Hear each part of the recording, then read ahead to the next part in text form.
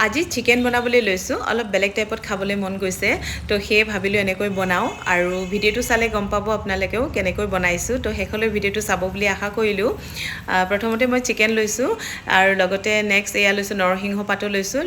লৈ মেলি পিঁয়াজখিনি মই এনেকৈ ফ্ৰাই কৰি লৈছোঁ প্ৰথমে মানে পিঁয়াজৰ বেৰিষ্টাখিনি তো এইখিনি এতিয়া নমাই ৰাখিলোঁ আৰু এইখিনি ঠাণ্ডা হ'বলৈ দিব লাগিব ভালকৈ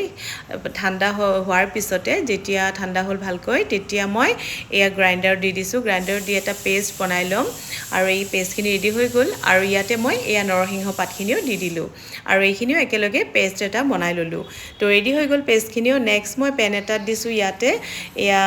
গোটা মছলা ইলাচি দিছোঁ শুকান জলকীয়া ডালচেনি লং তেনেকৈ দি মেলি আদা নহৰু পেষ্ট দি চিকেনখিনি দি দিলোঁ আৰু লগতে দিছোঁ এয়া পিঁয়াজ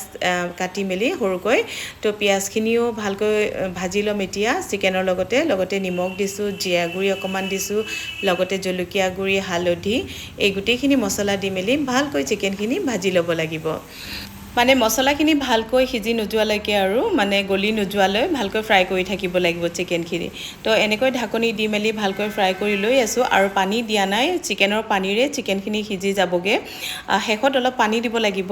তো নেক্সট মই এয়া দিছোঁ পেষ্টখিনি যিখিনি মই বনাই ৰাখিছিলোঁ পিঁয়াজৰ বেৰিষ্টাৰ লগতে